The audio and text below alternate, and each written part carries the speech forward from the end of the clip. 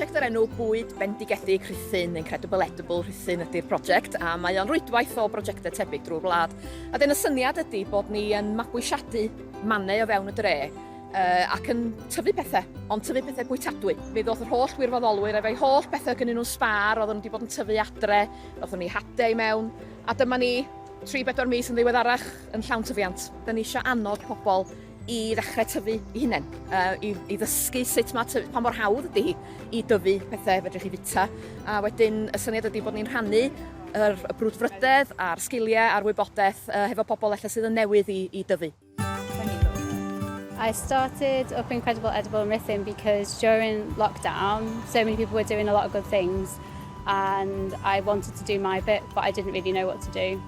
But what I do like doing is growing food, like little bits of fruit and veg for my family. And I always end up growing too many tomatoes or too many courgettes and end up trying to give them away. And I thought, wouldn't it be nice if I could plant them somewhere and other people could benefit? Mae prosiect ydi bwysig iawn efo'r cymydel yn Rhuthun. Dwi'n mwynhau bod yn rhan o prosiect ar cael y dwylo yn budur.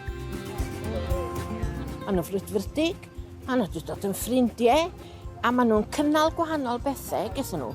Stondin gwerthu planhigion, neu ydych chi'n cael mynd â planhigion a gwneud swap. Dwi'n meddwl llwyddiant mwyaf di, bod ni griw bach o'r egniol, a bod nhw'n cael chwaneg atyn nhw.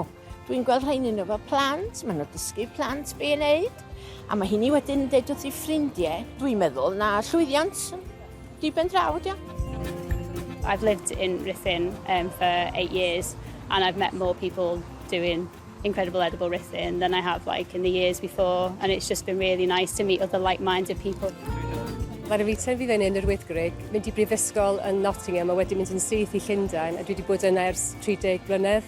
Wedyn ar ni symud yn ôl just cyn y cyfnod clo. Mae'r grŵp wedi helpu fi lot oherwydd wedi bod yn cyfarfod gyda'n gilydd, helpu gyda ymarfer Cymraeg, dim bod i fod yn siarad Cymraeg llawer, a mae hwn yn helpu, ac hefyd yn helpu nabod mwy o bobl yn yr ardal. Mae gennym ni arwyddion bach yn y cafnau hefo enwau y planhigion yn y ddwy iaith.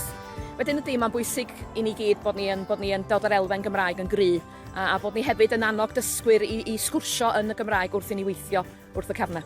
At y dyfodol, da ni'n gobeithio ehangu. Mwy o gafnau efallai, ardaloedd fysa'n hyfryd gallu cael perllan yn y dre efallai, a wedyn pwy a wyr. Mae'r ymateb wedi bod mor wych, da ni'n benderfynol bod ni eisiau cario ymlaen.